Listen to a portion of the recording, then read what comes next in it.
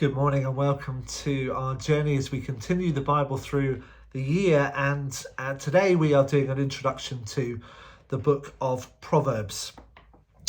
Now I wonder what you think wisdom is, or how do you define how a person is wise? Let me see if you can answer the following questions. I'm going to give you a little bit of a mini quiz, okay? Complete the sentence for me. Or rather, the questions. What should you do before you leap? Look before you leap. What comes before a fall? It's not a trip. It's pride. Pride comes before a fall. What happens to him who hesitates? I don't actually know the answer to that one, so you'll have to send that in to me. How many days are there in March? I'll give you a moment because some of you may be reciting a rhyme in your head, or you might be counting along your knuckles as we've been learning with Leo. 31, hopefully it's 31 that you've come to. In spring, do you put your clocks forwards or backwards? You put them forwards. It springs forward. The time springs forward. And what does a stitch in time save? 9. A stitch in time saves 9. I'm not quite sure what that means, but that probably tells you more about my sewing ability than anything else. But here are some well-known sayings, kind of jingly type wisdom that helps you to remember things and helps you to know some practical knowledge about how to live and what to do and those kind of things. The Proverbs are a little bit like that. They're these sort of very short, pithy, jingle type wisdom that's designed to help you to know how to live. And that's the key thing. You see, wisdom in the Bible is not the accumulation of knowledge. It's not how much you know about something and therefore you're wise. It's about how to live and how to live well. And so that's the focus of Proverbs across a whole range of subjects. And 31 chapters, you're going to see some wisdom about how to live across different things you didn't even think you needed to know, things you may not need to know, but wisdom about how to live. Not about knowledge and the accumulation of that, but how to live, and particularly how to live firmly with a faith in God.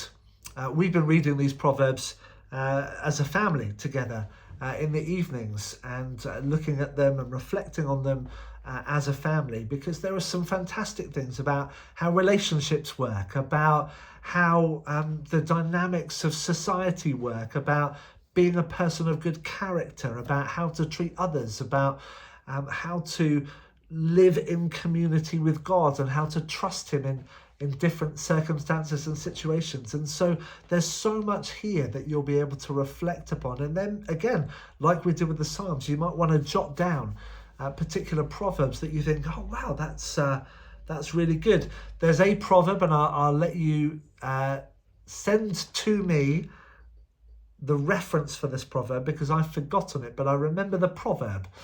And it was a particularly keen proverb for me when I was a teenager. And I would quote this to my parents when they tried to get me up earlier than I wanted to. It says, if you wake your neighbour loudly in the morning, they will take it more as a curse than a blessing. So anyone who puts the bins out early on a Tuesday morning or a Friday morning, remember that proverb. If you're being loud, your neighbours will take it more as a curse than a blessing that you've remembered to put your bins out. A particular proverb I want to draw to your attention just as we give this introduction to the book of Proverbs. And again, just this sense of wisdom as we read through it together in the coming days, is taking you to the Lord's Prayer. Now, Jesus prays in the Lord's Prayer, doesn't he? Give us this day our daily bread. But what does he mean when he's talking about our daily bread? Now, lots of different people have given different interpretations of this, provide for us, all those kind of things. he's actually referencing a proverb. Proverbs chapter 30 and verses sort of 7 to 9. I'm going to read those to you now, and you will see the context. Maybe it will help you to understand the context of what you pray when you pray the Lord's Prayer. So Proverbs chapter 30, verse 7 to 9. Two things I ask of you, Lord. Do not refuse me this before I die. Keep falsehood and lies far from me. Neither give me poverty nor riches, but give me only my daily bread. Otherwise, I may have too much and disown you and say, who is the Lord? Or I may become poor and steal and so dishonor the name of the Lord. So do you see this wisdom that is there in the scriptures written by Solomon, many of them, or compiled by Solomon, a person of great wisdom we've already read about in our journey so far, who said the Lord appeared to him in a dream and says, I will give you whatever you ask for. And he says, Lord, I don't know how to govern this great people of yours, so give me wisdom. Give me wisdom to know how to lead. Give me wisdom to know how to be a good king.